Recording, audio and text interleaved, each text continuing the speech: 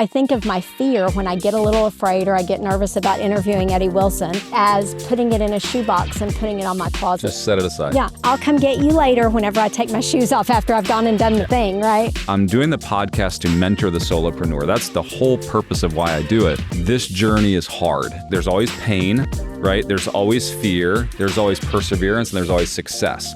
Two things you can control and two things you can't. You cannot control how much pain you're going to go through, and you cannot control when success happens. But the two things you can control is fear. I always say to the entrepreneur, like, your job is to grow yourself. Number two, it's how long you can stay underneath the weight. This is the problem that most entrepreneurs, solopreneurs do. They start to get burnt out, so they start throwing Hail Marys because they're burnt out, because they're lonely, because they're depressed. You got to be careful about burnout, because the longer you can persevere, the more likely it is that you succeed.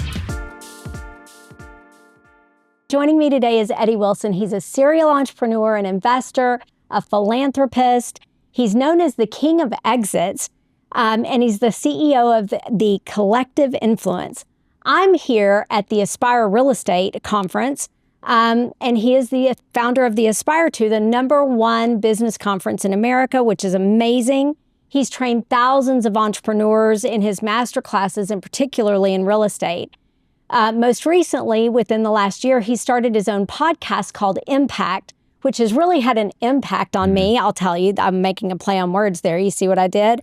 He has a passion for helping entrepreneurs that are going through hardship and turn it into growth and build legacies that last, which entrepreneurs are my soft spot as well, because my dad was an entrepreneur, but he always kind of got in his own way. And so I always wish that I could have gone back and helped him more with what I've learned over the years. So thank you for joining me, Eddie. Glad to be here. Thanks for the opportunity. So honored that you're here. So I always just kind of dive right in with a really deep question, if that's all right. I told you kind of before we started that I'd been binging your podcast and that I felt like you and I had a lot of alignment on some issues. Your first episode talks about grief into growth. And that's a topic that I have talked about for so many years, kind of that point, that lowest moment in life where you don't think you can see tomorrow and how that impacts the rest of your life. Can you tell me about kind of that point in your life as an adult when you reached that low pinnacle and how it changed you? Absolutely. You know, I grew up in the home of two entrepreneurs and learned amazing lessons from both my mom and my dad.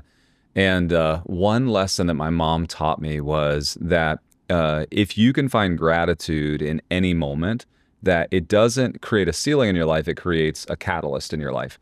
And I learned that through the loss of my sister when I was younger. And my mom would get me to rehearse all the time. She would say, you know, Eddie, I know you're suffering with the loss of your sister, you're grieving her, but let's take a moment and tell me about the favorite toy that you know she had, or tell me about the favorite moment when you played with her. And she would just constantly get me to rehearse gratitude. I didn't always feel it, but I would rehearse it. And that stuck with me. And so I've had a couple of really low days in my life that turned into amazing moments. One of the lowest moments in my life in my entrepreneurial journey was I was selling a company, but not intentionally. It was basically being taken off of me by a bunch of Wall Street executives who baited me into a situation. I needed capital for a bunch of contracts that I'd taken on with my ad agency and needed the capital to actually get there. Well, they kind of took me all the way to the end, got me to sign contracts. And then at the closing table where I thought I was going to get capital, they said, hey, today we're not giving you capital. We're actually going to buy your company. Oh my gosh. Because they knew that if they got me to that point, you know, there was nothing I could do. It was either I had already signed my life away and had about $30 million expected from them to take this company forward. And so they basically took my company off of me. Ooh. And so I had about a day to get right with it. They said, we're going to give you 24 hours, come back. You can either sign or we can do whatever you want to do. And for me, I went home. Well, first of all, you know, I was 24 years old and just brash and thought, I'll fix this. You know, I'll get my lawyer, I'll get whoever. It's I'll call my lawyer. They were a whole group of lawyers, you know, like there was nothing I could do. And, you know, I verified that with lawyers and everything else. And so I get home that night, I'm really mad, I'm upset, I'm frustrated. And The next morning, I'm driving back into Chicago, not happy about what had happened. And I started thinking, those thoughts about what my mom always talked about was like, if you can find gratitude in your lowest moments, it becomes a catalyst, not a ceiling. Most people go through these situations and they create ceilings in their life. It becomes the definition of who they are. I could have become the guy that was taken advantage of, and I had my company, my $30 million company, stolen off of me. Yeah. That could have been my narrative playing in my head the rest of my life. And I was driving back in, I started thinking, and I said, I realized that I started just thinking through the process, and I was thinking, what could I be grateful for? Well, there's not a lot to be grateful for. I mean, they were basically taking my company off of me. But I started thinking they were giving me 7 times EBITDA. And I started thinking, so if I did the same job every single year, earned the same income every single year, nothing changes. Essentially, they're giving me 7 years of my life back today. So I get to live today what I wouldn't get to live for 7 years because now I get the capital. And I started thinking as I was driving back into Chicago, what would I do if I had 7 years of my life back? There you go. What life would I live? Right. And I got into this moment of gratitude. And when I got there, I actually was in a good mood, and I told him I'm ready to sign. I have a couple questions. My lawyer was there. I have some questions. I said, but I'm ready to sign. And they're like, your whole attitude, everything's changed. What's going on with you? I said, I got to a place of gratitude. And I said, and I've made 2 decisions on my way in here. I said, number one, I said, I'm never going to sit on this side of the table again. I said, I'm going to figure out this game. There's obviously a game being played here I didn't know. And number 2, I'm going to sit on that side of the table where you are someday, and I'm not going to do it the way you've done it. I'm going to make sure it's fair, it's equitable, we can both win. I said, we could have done this in a way where I didn't lose, you didn't feel like you'd been taken advantage of. Yeah, being taken advantage of. I said, like, you could have built a relationship with me. So that really is, if you think about the catalyst, I became the king of exits. I have sold 120 plus companies. It's like, I've learned how to do this. I play this game at the highest level. But that's because of the lesson I learned, and gratitude creates a catalyst. It's like sometimes your worst day in life is your best day in life. It is. And you just don't know it. It's all perspective. It's like, it's like every moment in my life that's a pinnacle goes back to a moment of hurt or struggle. This year I'm launching a brand new program with my Impact Others organization called Project Dakota. It's named after my brother who we lost. Went through a really bad situation. But Project Dakota this year, we're going to give Christmas morning to 18,000 orphans globally. Oh, that's amazing. And it's like, I mean, yes, I lost my brother, but think about the good that can come out of those situations. Right. Yeah. How does somebody use those low moments as fuel as opposed to taking it on as identity? How do you keep that from happening? Yeah. You have to be very careful because if you just sit there and you feel the grief, or you feel like there's always the period that you have to go through that.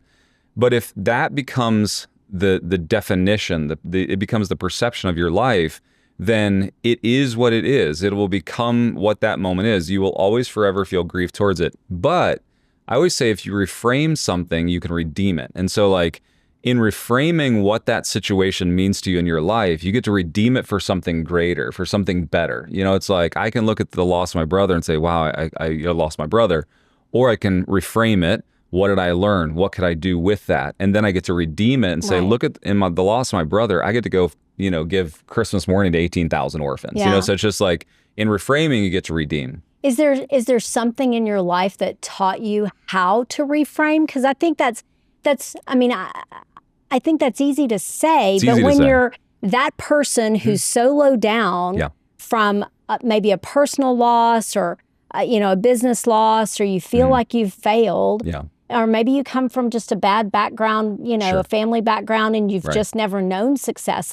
If you're that far down, how do you learn that art of reframing? I think that the words that I'm saying breathe life into I've had this conversation so many times, and it's like for somebody that's down right now, they've lost everything, they've gone through a tragic moment.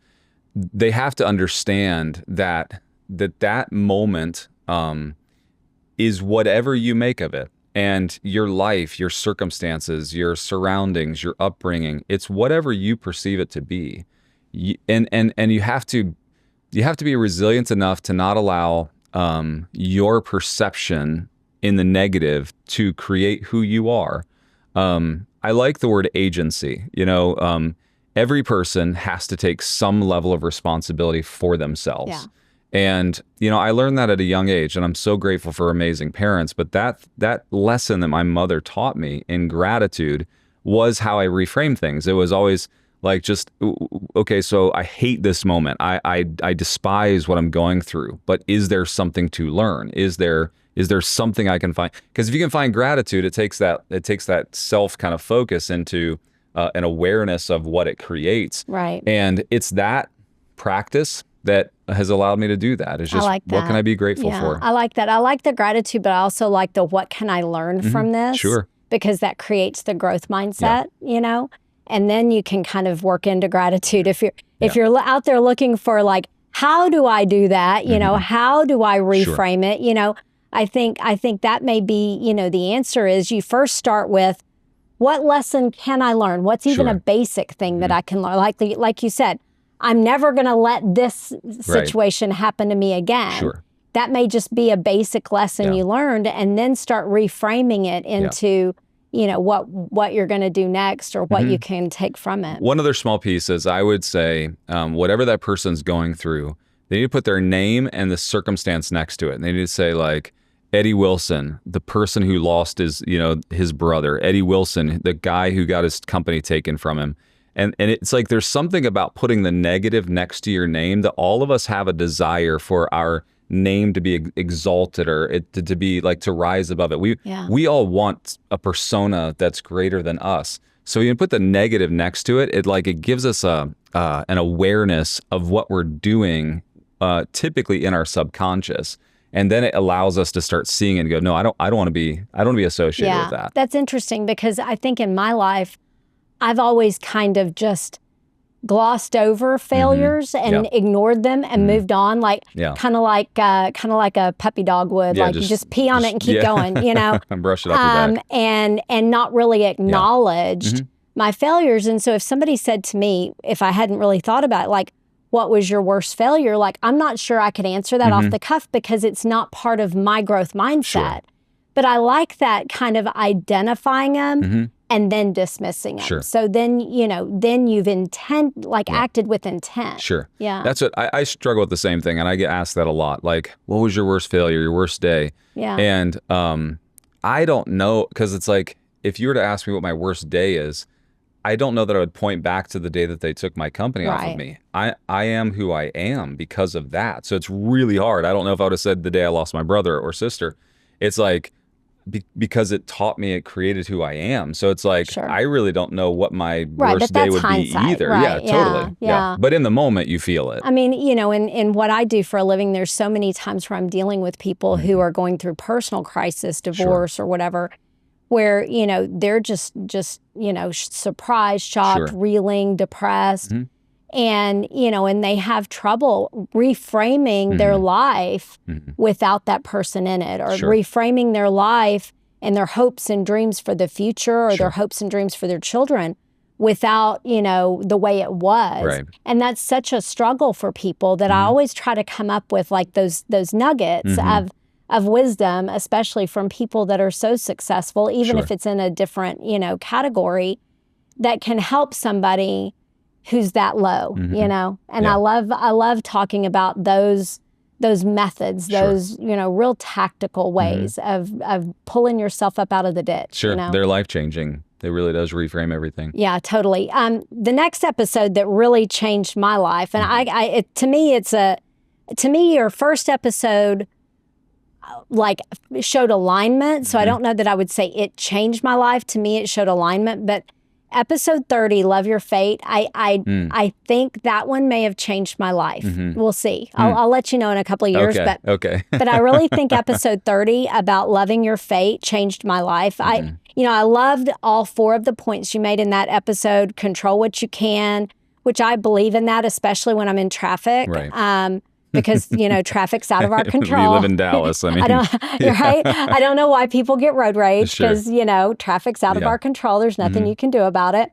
And then live according to nature. I like that. Just kind of staying in tune with, what you're supposed to be doing. And and then tomorrow we may die. That's something that I actually have lived by, I think, all my life. Sure. And I think as Christians, I think if you believe that you're going to heaven or if you believe in an afterlife, then what are we scared of? It's not the end. Yeah.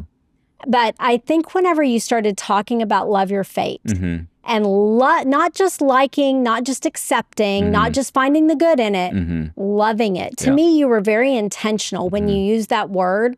Well, I know the stoicism is very intentional, but I think that's so intentional to use the word love, not accept, not like, not be grateful for, but love the bad shit that's happened, right? Yes. Because I think that's hard. Like I listened to you talk and then I thought about it a couple of days. I actually have listened to that episode 3 times because that part of it, I mean, the whole thing is great, but I went back and listened to that part a couple of times because I really wanted to think about that. How has that concept changed you? Yeah. It's a great question. I love the Stoic writers. I don't necessarily align with everything that's written by the Stoic writers, but so much of what they speak about understanding your ego and understanding kind of your place in this world is really important to me. It's really helped me as a leader. So much of our lives is egotistical. It's everything revolves around us. Everything it has to include us. And in the Stoics, like they really help you understand your frame, like who you are in this world, and that to step into that that kind of concept that you were talking about, as far as like this concept of I may die tomorrow, so am I satisfied with what I've done today? And that's the memento mori concept. But then loving your fate is the step past that. Right. And for me, I do believe in God. I am a Christian. And so I don't necessarily believe that everything that just happens by chance. So if nothing happens by chance and there's order, then I have to find the meaning in the order. Yeah.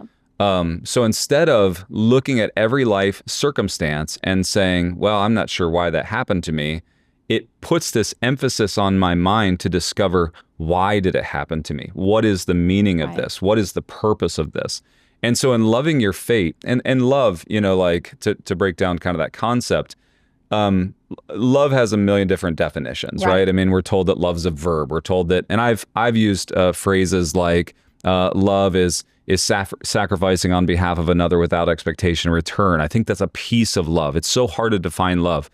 But I think that the one piece of love that I believe that's so intrinsic to what I believe is that God is love. And so whether somebody's sitting there listening to the podcast believes in God or doesn't believe in God, the one concept of God that I understand most is love. And I feel God when I actually love the most. And so love in God's expression is this alignment with my Creator, in tune with what I'm created to do or to be, and then living in alignment with it. And so the reason I use love your fate is because I just need to be in alignment with what I was created or the circumstance I was given in this life, because in walking in that, I get to find meaning in it, and I get to find purpose in it, and I get to help others along that journey. Yeah, I love that. And I also, I was stricken when you were talking about the word love having so many different meanings that when you go back to biblical texts, like the word love actually there's several different words for love, and God's love, or person-to-person love, romantic love. So that also is an interesting concept that that you can love, and like in the God's love sort of way, you can understand that God is giving you these bad things to happen. Yeah, that's that to make concept. You stronger. You're talking about the kind of the New Testament written in the Greek language and then translated, that word agape, right, as God's love, or the love of God. And that's that pure God-centered love, which that's what I'm talking about. Right, it's like, exactly. In that, we think that oftentimes love is romantic love. It's a feeling, and it's like, it's so much deeper. It's alignment with what we were created to be and do, and finding purpose in it. Yeah, yeah. I really liked how you talked about treating the hard times as a gift. And what struck me when I was listening to it this afternoon, getting ready for today, I was stricken by kind of the juxtaposition but alignment between, David Goggins and, everything is hard and we've got to intentionally put ourselves in hard situations versus this concept of, loving the fate of the hard stuff, right? Sure. And most of us don't kind of David Goggins our life, right? No. We don't go out there and intentionally run 100 miles with a broken foot or whatever his story is, But at the same time, that hard stuff, like we shouldn't shy away from it either. Yeah. I mean, I think most of us do. Most Sure. of us kind of don't do things that hurt. Right. So, loving that fate or loving the hard things, I think, is something that, maybe we should kind of move a little more down the spectrum toward David Goggins' concept of things, I think there's a radical nature to David, and I've gotten to know David because he spoke at so many of our conferences. And David's a little bit of a tortured soul, like he has something to prove, not to the world, but to himself. And you gain this insight into David the more time I spend with him personally, of just like, he's on a quest to prove something to himself. I think the evolution of that is that, and I'll tell you that you see that just this nature of who David is changing over time, and, even in how he talks about God and things like that.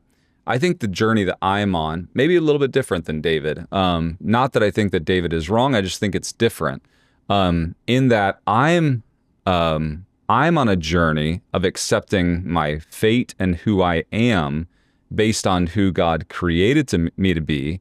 And in that, he's going to allow for hardships and circumstances. So I don't go out and search for them. Now, I do think that we have to put our body and our minds all into subjection. I think that we have to move down that spectrum. So I think to some degree what David's teaching is so good for us in that the spectrum. You have to do the hard things sometimes. Exactly. Like it's the resistance in life that creates growth. Yes. It's not, so it's like, and so there's a balance, right? Like I don't want to get to a place where I have to do the hard thing to punish myself to somehow create validation internally.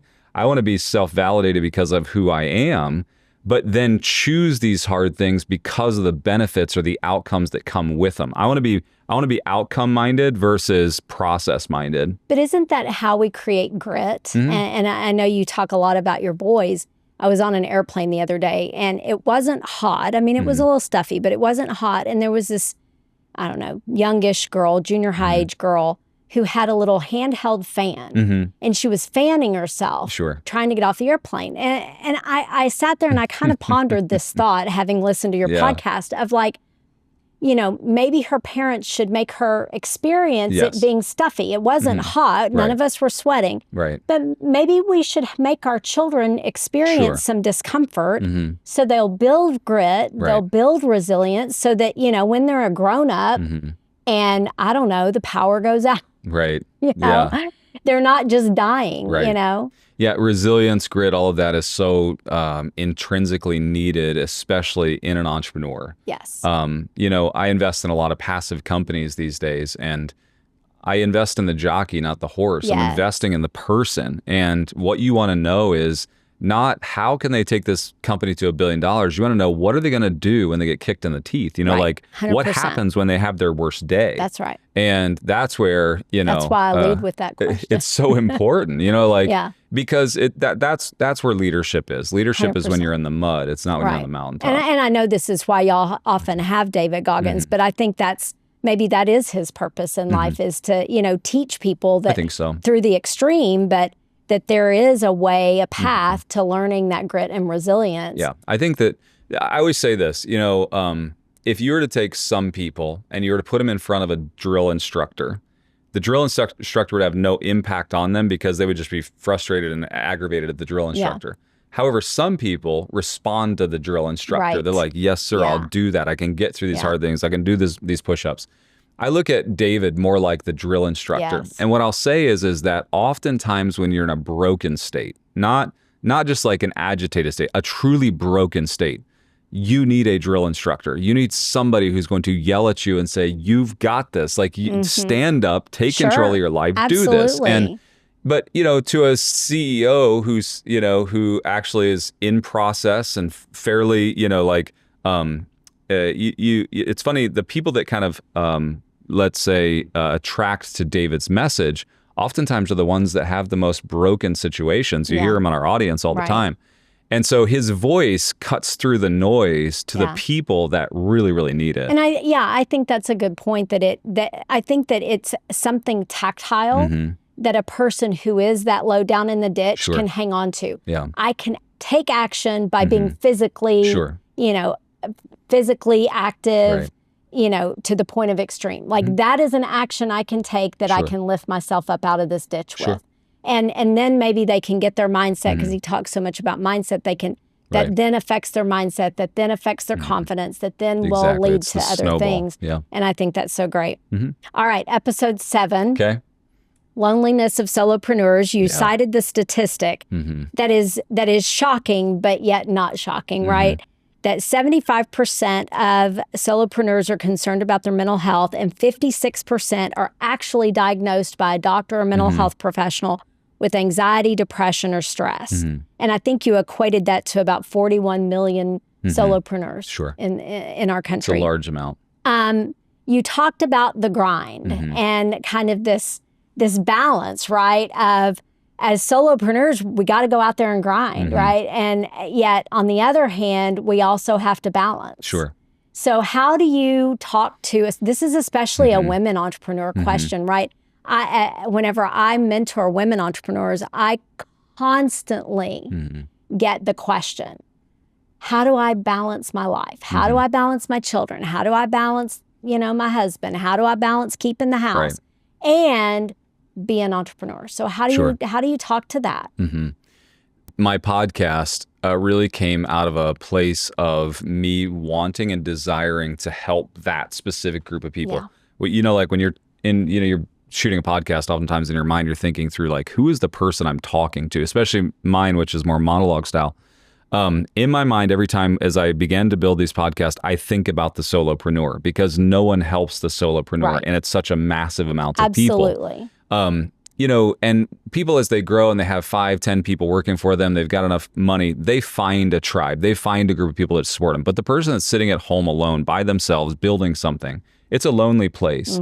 And so I speak to them in truth and in love. And there needs to be some tough love to them. And so like what you'll hear me say a lot in the podcast is very much tough love. It's like, love your fate, like things suck right now and you got to embrace it, that you're going to go through loss, and it's on you to reframe that to become a catalyst.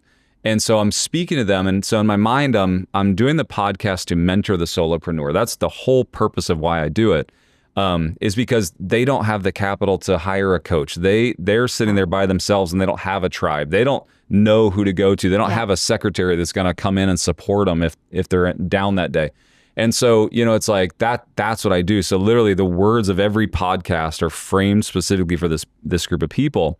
But I think it comes down to truth and love. It's like, in the end, they need to be told the truth. And that is, this journey is hard and it's not easy, but it will pay off. Like perseverance pays off, and it may not be today, it might not be tomorrow. And so one of the pieces in one of the books I wrote, the Titan Doctrine, I have what's called the perseverance continuum.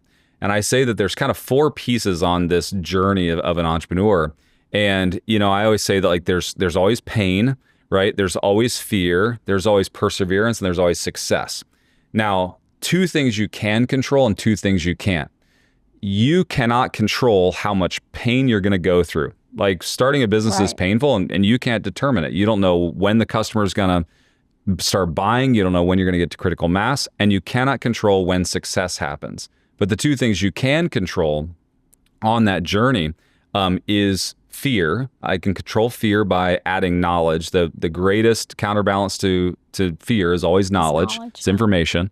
So I can get information, I can learn, and I can grow. And so I always say to the entrepreneur, like, your job is to grow yourself first. And if you grow yourself first, you'll grow the company as a byproduct. So don't stop growing. Number 2, it's how long you can stay underneath the weight. This is the problem that most entrepreneurs, solopreneurs do. They start to get burnt out, so they start throwing Hail Marys. It's like they're sitting at the roulette table and they're like, let's just put it all on black, And because they're burnt out, because they're lonely, because they're depressed, And it's like, no, you have to give yourself enough runway. You got to be careful on how much you spend. You got to be careful on how much time you put into this. You got to be careful about burnout, because the longer you can persevere, the more likely it is that you succeed. Successful people all have one thing in common, and that is they stuck to it until they actually found success. Right. So the goal of solopreneurship is, how long can I stand to this weight? The focus should be mental, personal, physical. Yep. How long? What am I doing to give myself more runway? Because if the more runway I give myself, the more likely it is I get to success. Right. Fear. You talk about fear, and then the antidote being knowledge. But I also think fear is an emotion. It is. And my mama always said fear is a useless emotion. And that's how she raised me. Now, she was scared of everything. Sure. She was scared of the dark. So she was talking herself into it. No, she was raising me to do what she said, not do as she did. We always had glass bottles lined up on the windowsills, because she had lived in poor neighborhoods and was so afraid that somebody was going to break in. And probably she hadn't told me about the time when somebody did. Yeah. But she would collect antique glass bottles and line them up on her windowsills so that if somebody broke in, it would make noise and wake her up.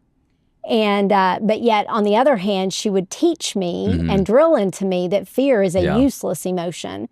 And so that's how I was raised. I was raised to, now obviously there's real fears, right? But I was raised to basically have no reasonable fears, like somebody asked me before I came down here, are you scared to go interview Eddie Wilson? I'm like, I mean, no.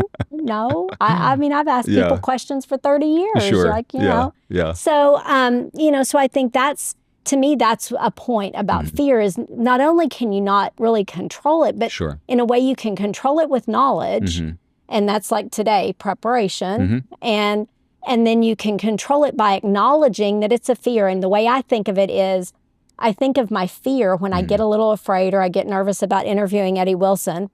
I think of it as putting it in a shoebox and putting it on my closet. Just set it aside. Yeah. I put it in the shoebox. I set it up in the closet when I put my shoes on, and I think, okay, fear, I'll get back to you later. I'll come get you later whenever I take my shoes off after I've gone and done the thing, right? Sure. And so, as an entrepreneur myself, or whenever I coach women entrepreneurs, like that's what I tell them, because they can relate to the shoebox. I like that a lot, because fear causes worry. Fear is not always the most damaging emotion. It's worry that's the damaging emotion. It's the ongoing. It'll eat you up. So when you say, because worry is just a useless emotion, like you're talking about, it's like, so once you say, I acknowledge fear, you put it in the shoebox, you set it aside, now you don't have to worry. Because worry is the thing that prevents you from success. Right. And we know there's really two great emotions in the human body, the human experience. It's either fear or love. Everything falls in those categories. Fear is the avoidance of something. Love is the pursuit of something. Yes. And so I have to be careful that I'm not spending my entire life avoiding something. I want to spend life in the pursuit of love, the things that I'm pursuing, the things I'm going after. Yeah. But it's like when you allow yourself in that fear space, you start to avoid, start to, or worry it to death, or whatever. And I do believe that as Christians, if, we shouldn't worry if God's got it, Right. If he's sovereign, then we have to believe in that. Yeah, and I like what you said, that you really focus on those solopreneurs every episode that you do, because that's really my passion as well. I told you this before we started filming, but my father was basically a solopreneur. Sure. And he had several different iterations of that, and he reached a semi-modicum of success, and then he quit, like at 55.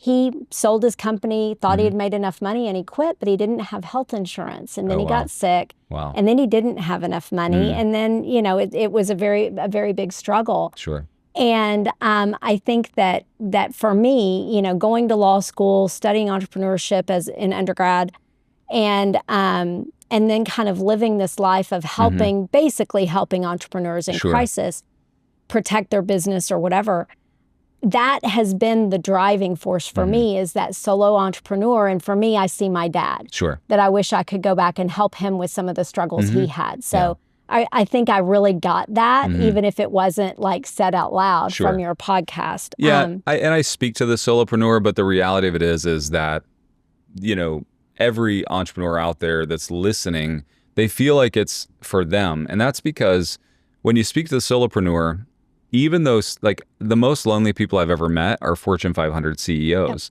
So even though I'm speaking to the solopreneur, it's still hitting the very heart of Right. what is the entrepreneurial journey, which oftentimes when you are an entrepreneur, you do feel alone. You don't feel like, like that whole concept of heavy is the head that wears the crown.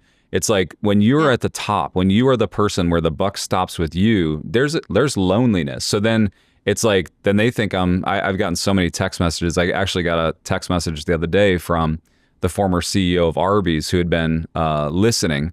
And he said, I wish I would have had your podcast when I was the CEO. He goes, because that was the loneliest place. And it's like, I'm sitting there talking to, solopreneurs, and Right. the CEO of But they all Arby's is feel going like, lonely. hey, this is me. Because, and I've been in the same, but I've had 6,000 employees and felt completely alone. Yeah. It's just the nature of Right. entrepreneurship. We talked about Grant Cardone before we started too, but Grant Cardone actually said that on an interview he did recently, maybe a month ago or something.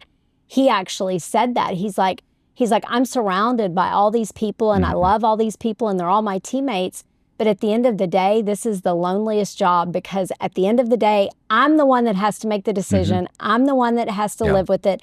They are going to question me. They're going to agree or disagree.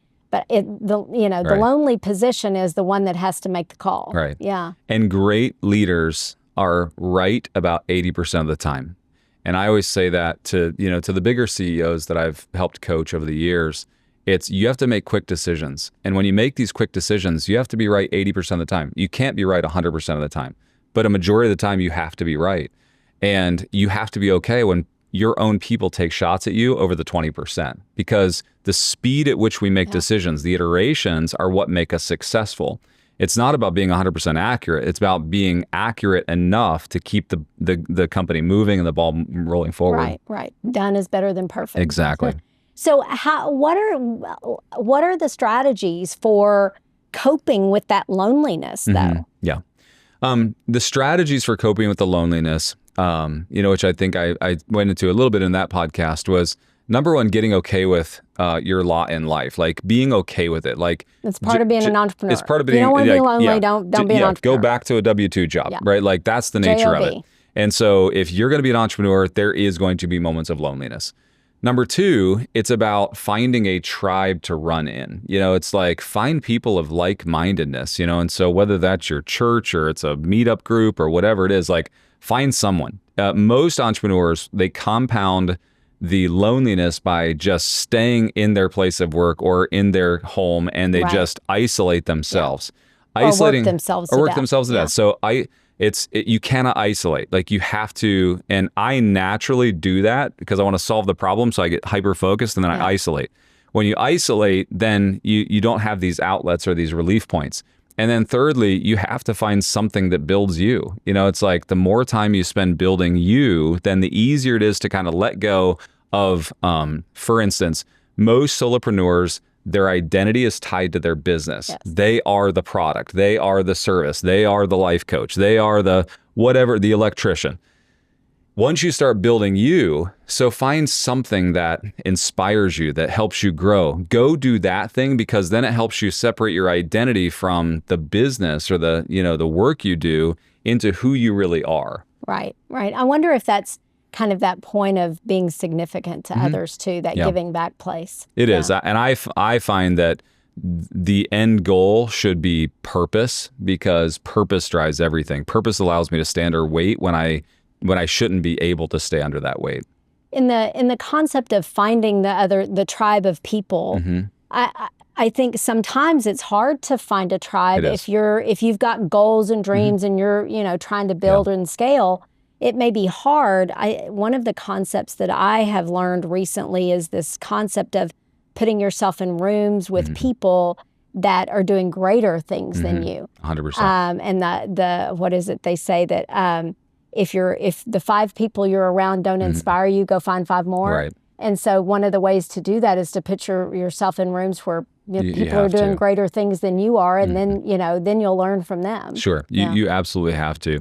It's why we started the Aspire Tour, was that we wanted to create an inspirational, aspirational place where they could come and find.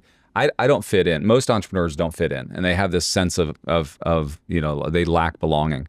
I don't do well at dinner parties because I don't really want to talk about random things. I don't do great at church sometimes because my mind is on work or business or growth. And so like when you're really built to like my mindset is about changing things and building things and growing things and changing the world. It's like you wear people out sometimes, you know, it's like, and so, or they don't understand, or they don't understand, they try to put you in a box. They try to put you in a box. Yeah. So you have to find the tribe that thinks the same way you do. Yeah. And sometimes that tribe is you and one other person, you know, it doesn't have to be 10 people. Sure. And that led me to my next topic was the Aspire Tour. So that's awesome. So you are the founder of the Aspire Tour. Yeah, my partner and I put that together, Andrew Cordell and myself. So we're co-founders. So what was the like initial inspiration to create the #1 business conference in America? Yeah, the inspiration was we were coming out of COVID. I had sold 76 of my companies in 1 year, was semi-retired. I was really focusing on philanthropic things. I was, for the first time, finding fulfillment in my life. You know, I was finding fulfillment with the orphanages and the feeding centers. And my business partner, Andrew, he's kind of the crazy visionary, right? Like he's the dreamer. And oftentimes people, when they see us together, they say, he's the dreamer, I'm the dream maker. I actually make the things come to life. And so he came to my office and he sat down and he said, I just, want to congratulate you on a great year. The year before COVID, I'd sold 76 companies for a little over $1 billion. And he was like, I just want to say, congratulations. And he said, but I've got an idea, right? And he has an idea every 30 seconds. But he said, I've got an idea. And he presented this idea of the Aspire Tour. And he said, what if we build an organization that essentially, and he wasn't talking about just the Aspire Tour, he was talking about what we have now called Collective Influence, which is a private equity firm. He said, what if we build this and the entire purpose is to give back? He said, I know that this is where your heart is. I know this is where your passion is. And Andrew had traveled the whole world speaking, for a long period of time. He's a great speaker. And he said, I want to give financial education to people that are like me, that grew up in a household who we didn't have financial education. So he kind of had this purpose tied to his, desire too. And he pitched me on this. And he said, if you'll come with me, we could put the capital together. We could essentially create what we call a cause capitalist model. You make money to create impact. And I said, you know what, I'll try one show. We'll put up the money, we'll organize it. And so our very first one was right here in Dallas, at the Gaylord, Grapevine right up the street here. And we put that one on and it sold out. And it was amazing at just the outpouring of love and desire for more. So we went to Fort Lauderdale, we did it next month. And then we went to Denver and did it the next month. And then we went to Ontario, California, and did it the next month. And we are 32 events every single month. We do an Aspire Tour, and it's anywhere from 2,000 to 5,000 people every month. And it's just been a snowball effect. And so we really didn't expect, what I knew is I wanted to build community. I wanted to aggregate these people and help them. And then in that, we would find opportunity. And that opportunity, then we would use that for impact. And so that's what we've done. And now we're 30 some events in, and in 2000, and we haven't even announced this yet, but I'll kind of let the cat out of the bag. In 2026, we're going to 2 Aspires a month. And so we're going to just increase that tour output. You're never going to be home. And I'm never going to be home, at least for another year. But we've decided that while there's momentum, while this thing is growing, let's maximize it. Yeah. And then you have all these little Aspires. Yes. Yeah. So we're here at the real estate. Last weekend, y'all had the wealth one here in Dallas. And y'all do that, I guess, that's kind of how y'all replicate every city that you go to. What we realize is that there's communities inside of the community. In Aspire, with these entrepreneurs, there are people who desire wealth, retirement, tax strategies, structure. That's our wealth product. We have people that want to learn real estate, so we teach private money brokering, or we teach real estate structures. We have Aspire Business, that's really like helping people grow their actual business today. We have Stages, which are people that want to actually end up on a stage or build a brand. We have Aspire Impact. We have Aspire Life. So we kind of have all these pieces that really are the subsets inside of that community. Yeah, I love it. I was going to say its effect on me, but I'll ask you the question. What do you want the ripple effects of this whole thing to be? Yeah. Our mission that we wrote out a little over 2 years ago now was that we wanted to inspire and create impact on 100,000 entrepreneurs around the nation for the purpose of them turning around and creating greater impact And for us, that greater impact was feeding and educating 100,000 orphans on a daily basis. So the goal was, I was already doing about 3,000 when we started Aspire Tour, maybe 2,800, where my organization, feeding centers, orphanages, education of all these children globally. And what we realized is the more we empower entrepreneurs and get them to the place where they want to go, the more that they're the most giving people on the planet. They turn around and they reciprocate. And that reciprocation is, I want to make massive impact globally on feeding and educating children that are never going to have somebody make an impact on their life unless we show up. And so that's the ripple effect. But there's pieces along that journey that are important. And that is that ripple effect isn't just them giving $1 to help feed an orphan. It's them understanding that the work of my hands, what I do for a living, can have a more lasting or greater impact than just installing, electrical or being a chiropractor or a dentist. It's like, I can actually do something that has greater intrinsic value. That's the ripple that we want. I like that. Did you intend to start a movement or just an event? I think Andrew had visions of a movement. Yeah. I did not. I did not see that. I think he did in the beginning. But the movement has come, I think, as a byproduct and the passion of who we really are. I think that movements cannot be fabricated. They have to come out of an authentic outcry of who you really are.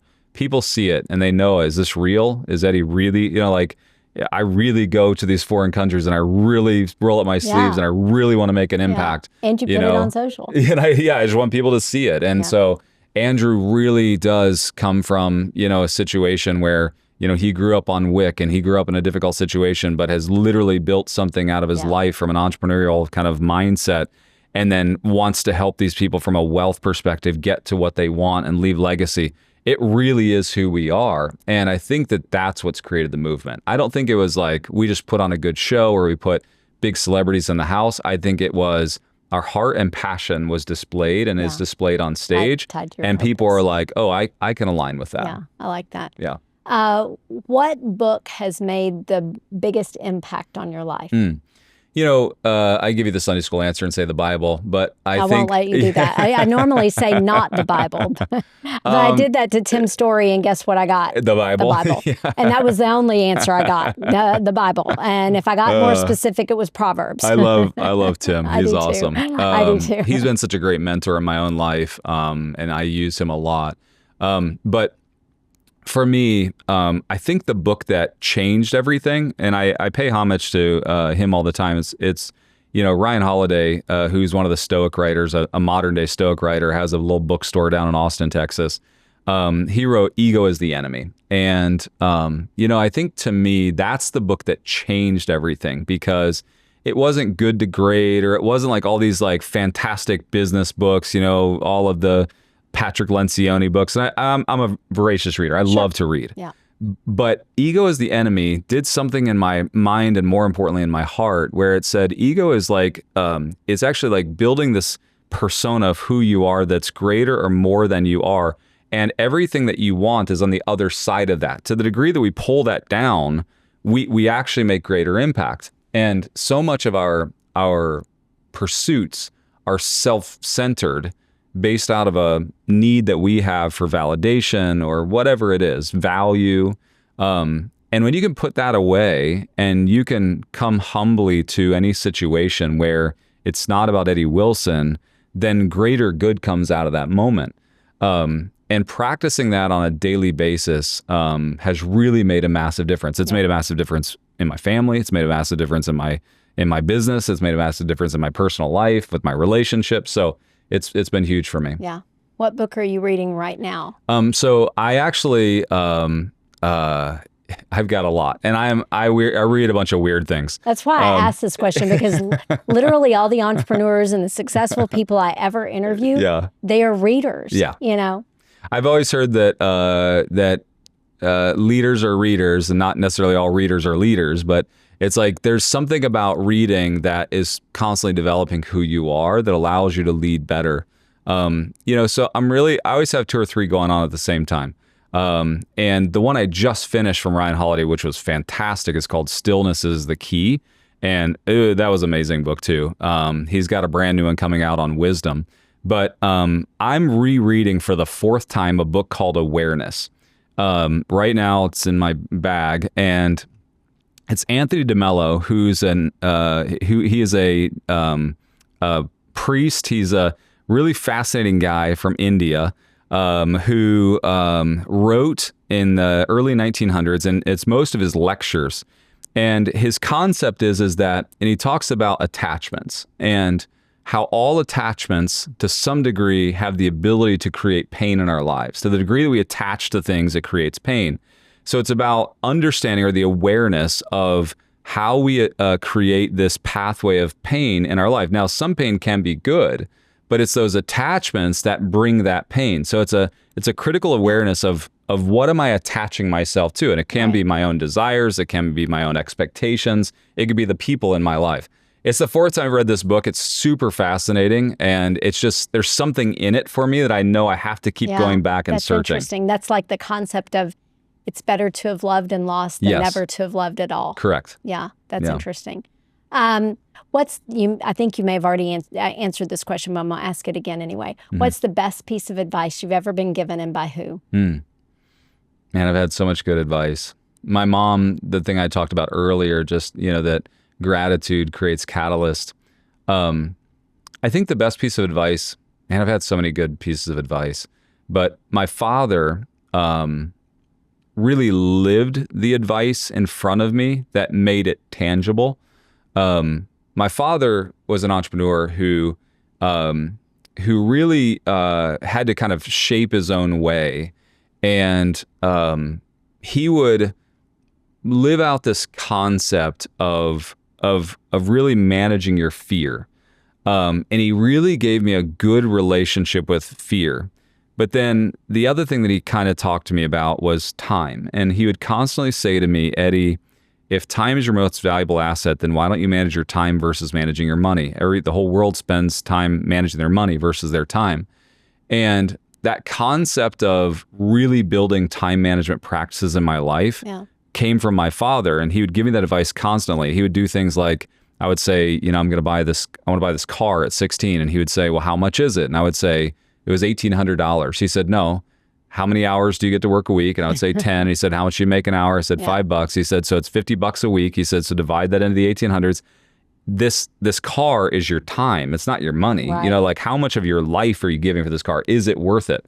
So he framed everything in the concept of the value of time. And so for me, growing up in that household and now framing everything in the construct of time, really allows me to be intentional with every moment, to say yes to the things I should say yes to and no to the things that I should say no to.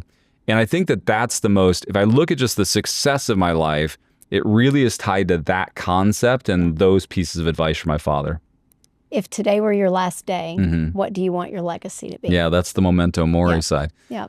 My legacy would be impact. I have said oftentimes that the happiest day of my life, I hope, is the day that I'm sitting in a casket, and that there's people from all around the world that show up or say some level of, because Eddie lived, my life was better. Oh, that's beautiful. And if thousands of people could say that, man, I would be the happiest person on the planet. That's beautiful. Yeah. Well, thank you so much for joining me. I appreciate you so much for having what I knew would be an intellectually stimulating conversation, and it has not disappointed. Thank you so much. Appreciate it. Yeah, appreciate it.